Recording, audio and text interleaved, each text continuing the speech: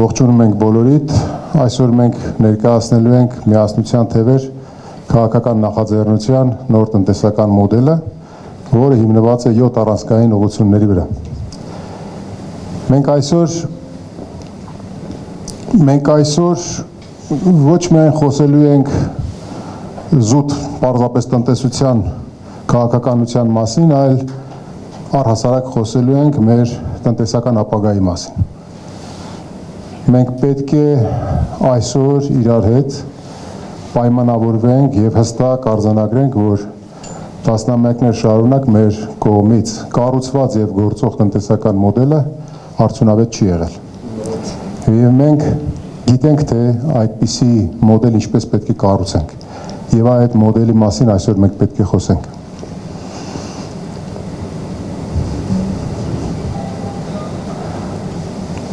Առաջին ուղղությունը, հենասյունը, առաջին ուղղությունը դա ընդհանրապես մենք պետք է ոչ թե սկզբից խոսենք թվերից, այլ պետք է խոսենք ընդհանրապես որտեղ ենք մենք։ Նախ մեր տեղը եւ դիրքը ընդհանուր թե աշխարհում, թե համաշխարհային տնտեսության մեջ։ Հետևաբար մենք պետք է հասկանանք, թե լինելով փոքր երկիր, լինելով փոքր ռեսուրսներ ունեցող Հայաստան, ինչպես կարող ենք դիրքավորվել աշխարհում եւ ինչպես կարող ենք ունենալ ոչ թե սպառման վրա հիմնված տնտեսություն, այլ արտահանելի տնտեսություն։ Մենք ասում ենք, որ ընդհանրապես Հայաստանը պետք է դառնա տեխնոլոգիական եւ արդյունաբերական հանգույց։ Սա գրեթե բանաձև է, պոստուլատ է, որին որ մենք պետք է հետևենք։ Ինչպես մենք դրա ռազմավարությունները ունենք եւ ընդհանուր ուղենիշները այսօր պետք է քննարկենք։ Հայաստանը պետք է համաշխարհային տնտեսության մեջ ունենա իր նիշան։ Ինքը պետք է գիտակցի եւ գտնի այն ապրանքների եւ ծառայությունների բարձր տեխնոլոգիական, արժեքահեն, գիտելիքահեն, այն արտադրանքը, թողարկումը, որը ծառայությունների եւ ապրանքների համախումբն է, պետք է գտնի իր նիշան ամբողջ աշխարհում եւ ամբողջ աշխարհին մատակարարի բարձր տեխնոլոգիական եւ գիտելիքահեն թե ծառայություններ, թե ապրանքներ։ Սա է մեր մոդելի հիմքում դրված փոքր երկրի հայեցակարգի հիման վրա գրած մեր գիտակցությունը, որն է մեր տեղը համաշխարհային տնտեսության մեջ։ Սա ամենակարևորն է։ Հետևաբար մեր հաղթող մոդելի բանաձևը հետևյալն է. նիշա, արագություն, տեխնոլոգիա, ինստիտուտներ։ Եթե ամփոփենք, ապա Հայաստանը փոքր է չափերով, բայց մեծ է տնտեսական դերակատարմամբ։ Սա առաջին առանցքային ուղղության բանաձևն է, որ մենք իրար հետ դուրս ենք բերում։ Հաջորդ։ Երկրորդ առանցքային ուղղությունը։ Լավ, մենք իրար հետ հասկացանք, թե որն է Հայաստանի տեղը համաշխարհային տնտեսության մեջ եւ փոքր երկրի հայեցակարգի հիման վրա հասկացանք, թե ինչ պետք է անենք։ Ինչ պետք է անենք։ Հիմա հարցի պատասխանը մենք պարզ կերպով ասում ենք. աճը, տնտեսական աճը, տնտեսության զարգացումը չի պայմանավորվում առևտրով, շինարարությամբ եւ ներքին սպառում ունեցող ծառայություններով։ Մենք մի շատ կարևոր բան պետք է իրար հետ հասկանանք։ Առևտուրը, որը նաև այս վերջի հունվար-դեկտեմբեր տնտեսական ցուցանիշները, եթե դուք նայում եք ազգային վիճակագրական կոմիտեի կողմից հրապարակված, չէ, վերջերս հրապարակվել են, մենք ունենք տնտեսական ակտիվության ցուցանիշ 9.1%, բայց դրա շարժիչ ուժերը առևտուրն ու շինարարությունն են։ Ինչ է առևտուրը։ Առևտուրը արժեք չստեղծող տնտեսության ճյուղ է, ժողովուրդ։ Ինչ է դա նշանակում, դա մի կողմից արտադրողից դեպի վերջնական սպառող ապրանքների տեղափոխումն է։ Հիմա եթե մենք պատկերացնենք, թե մեր ամբողջ առևտուրը ինչպիսի ապրանքներ է տեղափոխում դեպի մեր սպառողներին, մենք պետք է հասկանանք, որ մենք ըստ էության ներմուծող երկիր ենք, մենք արտադրող երկիր չենք։ Եվ ներմուծված ապրանքները մեր առևտրի ոլորտի միջոցով տեղափոխում ենք վերջնական սպառում, ըստ էության վերջնական սպառողը ֆինանսավորում է այլ երկրների տնտեսությունը, հնան։ Հետևաբար մենք ասում ենք, որ մենք պետք է սպառման մոդելից անցում կատարենք դեպի արտադրություն եւ արտահանելի ոլորտ։ Բնականաբար, եթե դու չունես արտադրողականություն, չունես արդյունաբերություն, չունես պոտենցիալ եւ աշխարհին չես առաջարկում քո արտադրանքը, թողարկում ասելով հասկանանք, արտադրանք ասելով հասկանանք գիտելիքային եւ բարձր տեխնոլոգիական ապրանք եւ ծառայություն։ Եթե դու չես առաջարկում, դու սպառում ես, դու դառնում ես ամբողջ աշխարհում մի երկրորդական դերակատարում ունեցող մի տարածք։ Նույնիսկ դու քո ինքնիշխանությունը նաեւ տնտեսական առումով ըստ էության կորցնում ես։ Հետևաբար մենք գնում ենք արդյունաբերական երկիր կառուցելու ճանապարհով եւ մեր արդյունաբերականացման կամ հիմքում դրված է արդյունաբերական գոտիների կլաստերների կառուցելու գաղափարախոսությունը, բայց արդյունաբերական գոտի կառուցելուց առաջ մենք պետք է հասկանանք, չէ՞ որ մենք Հայաստանը պետք է աշխարհից կտրված չպատկերացնենք, լոգիստիկ հանգույցները, լոգիստիկ ենթակառուցվածքները, արդյոք մենք ունենք այդպիսի հասանելիություն, ոչ, այս պահին ոչ։ Մեր աշխարհագրական դիրքը մենք չենք գնահատում որպես սահմանափակում։ Մեր աշխարհագրական դիրքը մենք գնահատում ենք որպես մարտահրավեր, որը մեզ ստիպում է, որ մենք կառուցենք աշխարհին կապող մի ենթակառուցվածք, որտեղ որ Հայաստանը կունենա իր դերակատարումը։ Մենք այդտեղ դնում ենք 3 շատ կարևոր գաղափարախոսություն. հյուսիս-հարավ ավտոմայրուղի, հյուսիս-հարավ երկաթգիծ, արևելք-արևմուտք երկաթգիծ։ Եվ սա այն չի, ինչ որ այսօր ըստ էության առաջարկում է այսօրվա իշխանությունը։ Թերևս հյուսիս-հարավ ավտոմայրուղու հետ կապված կատարում են որոշակի աշխատանքներ, բայց դրանք մեզ չեն գոհացնում։ Հետևաբար, ունենալով ենթահամակարգ, այդ ենթահամակարգերի շուրջ կառուցելով արդյունաբերական գոտիներ, մենք ըստ էության արդյունաբերականացնում ենք ամբողջ Հայաստանը։ Իսկ տնտեսական գոտիները, ներողություն, արդյունաբերական գոտիները կլաստերներում մենք արտադրելու ենք, թողարկելու ենք բարձր տեխնոլոգիական այնպիսի արտադրանք, որի ճնշող մեծամասնությունը պետք է արտահանվի Հայաստանից, արտահանվի եւ դրանով մենք ունենանք մեր նիշան։ Հաջորդը արդյունաբերական գոտիներից հետո այդ մի հենասյունը, որ մենք ունենք, հաջորդը ըստ էության արժեք հավելացման շղթան ավելացնելն է։ Արժեք ավելացման շղթա ասելով ինչ ենք հասկանում, հանքարդյունահանման ոլորտը ըստ էության մեր մոտ հանքաքարը արդյունահանում է, դրանից ստանում է խտանյութ եւ այդ հումքը որպես խտանյութ արտահանում է դուրս։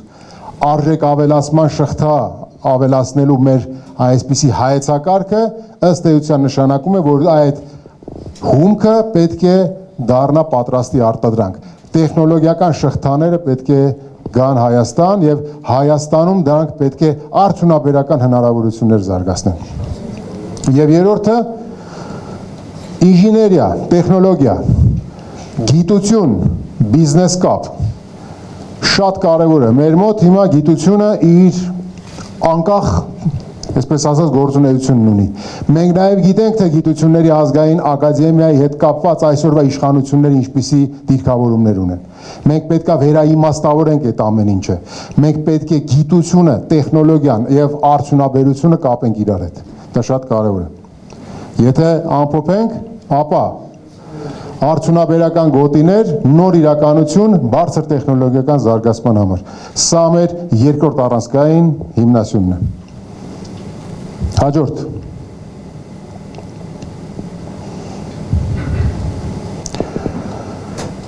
Արդյունաբերականացում։ Ու դա արդյունաբերական տնտեսությունը չի ենթադրում, որ դու միայն ունես խոշոր արդյունաբերական գործարաններ։ Դու չես ասում, որ ես պետք է կառուցեմ գործարան։ Գործարաններ ունենալը լավ է, բայց երկրի տնտեսությունը կառուցվում է ոչ թե տասնյակ գործարաններով, այլ տասնյակ հազարավոր ՓՄԶ-ներով։ Հետևաբար մեր երրորդ ուղղությունն է ՓՄԶ ռազմավարությունն է։ Փոքր ու միջին ձեռնարկատիրությունը դա մեր երկրի սոցիալ-տնտեսական ողնաշարն է։ Մենք շատ դեպքերում ՓՄԶ-ներին ճիշտ վերաբերմունք չենք ցուցաբերել։ իրենց միշտ փորձել ենք օգնենք, իրենց միշտ փորձել ենք աջակցենք, եւ այդ օգնությունը, աջակցությունը պետության կողմից տրվող սուբսիդիաները տարատեսակ, դրանք մատուցվել են որպես սոցիալական խնդիր կարգավորելու ինչ որ մի այդպիսի վարկագիծ։ Ոչ, մենք ասում ենք ոչ այդպիսի վարկագծին եւ ասում ենք, որ դու պետք է փոքր ու միջին ձեռնարկատիրությունը զարգացնես։ Փոքր ու միջին ձեռնարկատիրությունը զարգացնելու համար պետք է իրենց բերես կապես քո արդյունաբերական գոտիների գործունեության հետ։ ՓՄԶ-ն պետք է կապ ունենա եւ դառնա մատակարար այդ արդյունաբերական գոտիներում գործունեություն ծավալող հսկայական արդյունաբերական համալիրներին։ Դա նշանակում է նաեւ վերապատրաստումներ։ Դա նշանակում է մասնագիտացում նեղճուղային որոշակի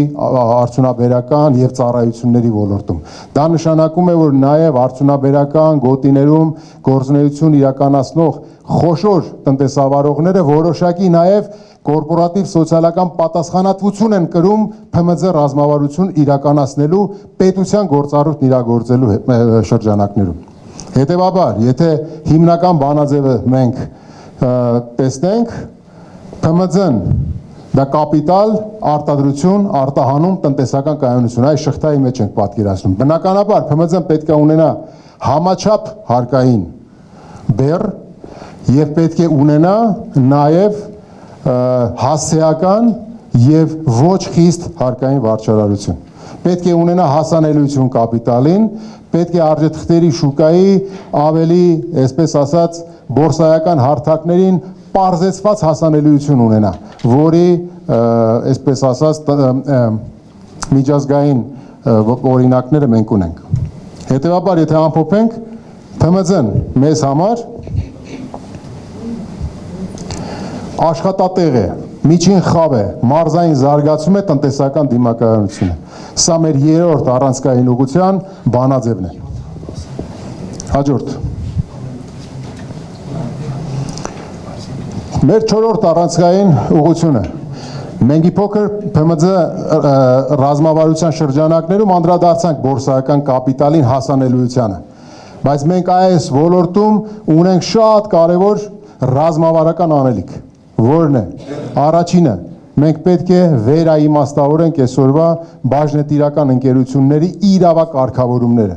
Մենք պետք է վերացնենք արհեստական փակ եւ բաց բաժնետիրական ընկերությունների այդ բաժանումը։ Տեսեք ինչ է տեղի ունենում։ Փակ բաժնետիրական ընկերությունը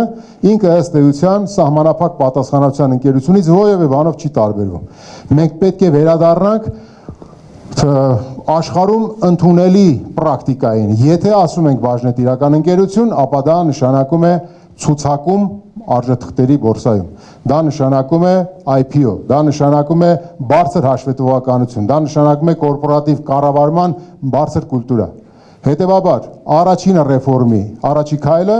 բաժնետիրական ընկերությունները, բոլոր բաժնետիրական ընկերությունները, փակ բաժնետիրական ընկերությունները որոշակի ժամանակահատվածում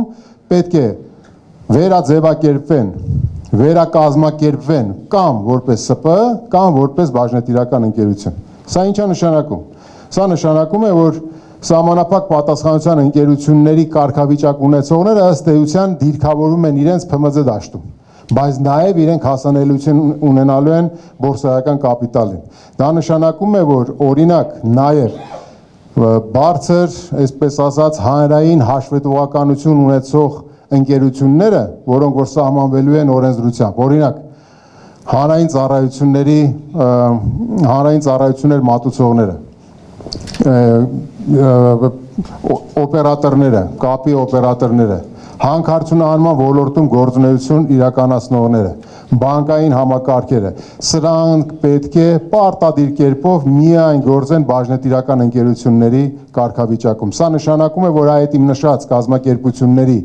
բաժնետոմսերը ազատ շրջանառվում են մեր արժեթղթերի շուկայում։ Դա նշանակում է, որ բանկային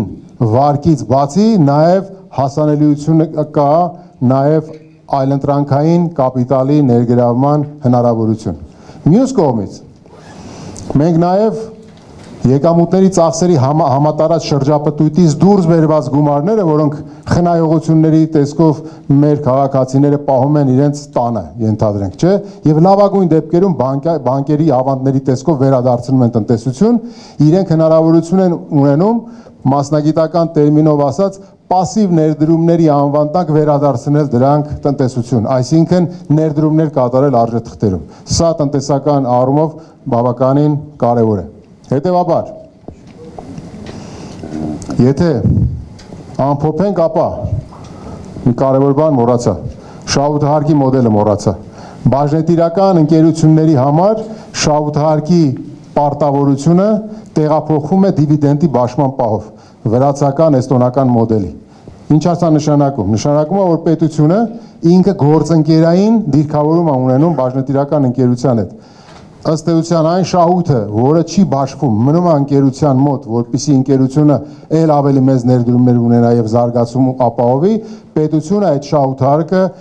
չի վերցնում այնքան ժամանակ, քանի դեռ ընկերությունը չի որոշել դիվիդենդներ բաշխի իր բաժնետերերին։ Հենց որ դիվիդենդներ կբաշխի իր բաժնետերերին, նաև կվճարի իր շահութարկը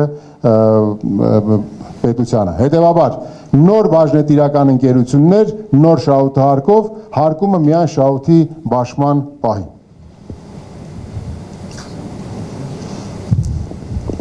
Հաջորդ,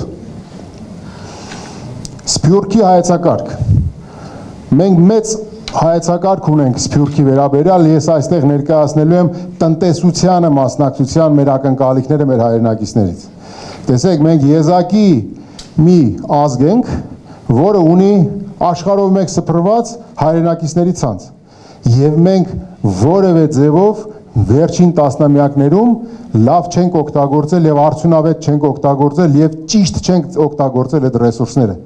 Մենք հիմնականում դրանք օգտագործել ենք որպես բարեգործական տրամաբանությամբ, ոչ գործընկերային տրամաբանությամբ։ Հետևաբար մենք Սփյուռքին պետքա դասենք ոչ թե աջակցող ռեսուրս, այլ Սփյուռքը պետք է դառնա Հայաստանի տնտեսական զարգացման համահեղինակ։ Դուք պատկերացրեք, Սփյուռքի մեր հայրենակիցները դրսում ունեն ֆինանսական կապիտալ, ունեն գործընկերային ցանց, ունեն գիտելիք, ունեն տարբեր ոլորտներում մասնակցություն, ունեն գործընկերային ցանց ամբողջ աշխարհով մեկ։ Եթե մենք մեր Սփյուռքի, մեր հայրենակիցներին հրավիրում ենք Հայաստան եւ օրինակ արդյունաբերական տուն հայեցակարգի ներքո իրենց առաջարկում ենք իրենց արտադրությունները տեղափոխել մեր արդյունաբերական գոտիներ, որտեղ գործելու է ըստ էության զրոյական հարկման ռեժիմ, ապա սա ըստ էության մեր արդյունաբերական գոտիների զարգացման դրոշակակիրները առաջի մեր հայրենակիցներն են լինելու։ Հետևաբար, եթե Սփյուռքը վերցնենք, մենք Սփյուռքը պետք է ինտեգրվի Հայաստանի տնտեսական համակարգին որպես ներդրող գործընկեր եւ համասեփականատեր։ Ընդհանուր բանաձևը Սփյուռք ներդրում, արտադրություն, արտահանում, տնտեսական հզորացում։ Մենք այս ամբողջ տնտեսական մեր ծրագրի հիմքում դրել ենք Սփյուռքի մեր հայրենակիցների ներուժի օգտագործման ընդհանուր գաղափարախոսությունը։ Եթե ամփոփենք, ապա